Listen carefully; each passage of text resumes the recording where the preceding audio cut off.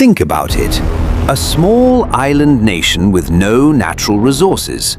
How does it become one of the most powerful financial centers in the world? Is this simply the result of smart leadership and the right decisions? Or is it part of something much bigger happening behind the scenes?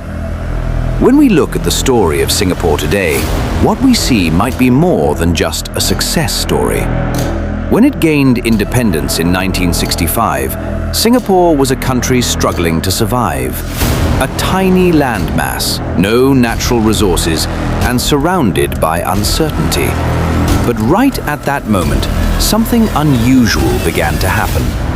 At the center of this transformation was Lee Kuan Yew. Lee Kuan Yew didn't aim to build an ordinary economy. His vision was far more ambitious: to turn Singapore into an essential part of the global system. To achieve this, strict and highly disciplined policies were enforced. Corruption was almost completely eliminated.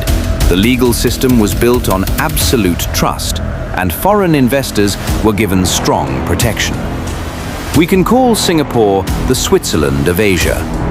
Just as Switzerland has 4 main languages, Singapore also recognizes 4 main languages. The language used in education, business, and administration is English. But here's the real question. Can a system this flawless really emerge naturally? Singapore positioned itself as a magnet for global capital, with low taxes, flexible corporate structures, and minimal bureaucracy. The creation of monetary authority of Singapore ensured the system was both tightly controlled and intelligently managed. Everything worked exactly as it should, perhaps a little too perfectly.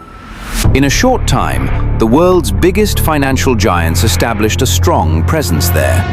HSBC, JPMorgan Chase, and Goldman Sachs turned this small island into a key base for their Asian operations.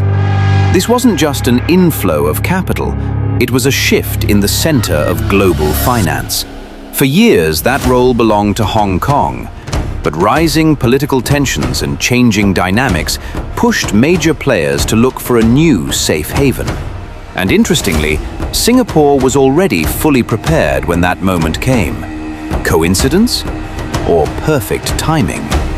Singapore didn't just attract capital, it attracted some of the world's brightest minds. Heavy investment in education turned the country into a hub for global talent. Because finance isn't just about money, it's about knowledge and strategy. Today, Singapore stands as one of the most critical financial centers in the world, a place that influences capital flows, shapes corporate decisions, and impacts global economic balance. But the most important question still remains. Is this truly a small nation's success story, or a perfectly positioned piece within a much larger global system?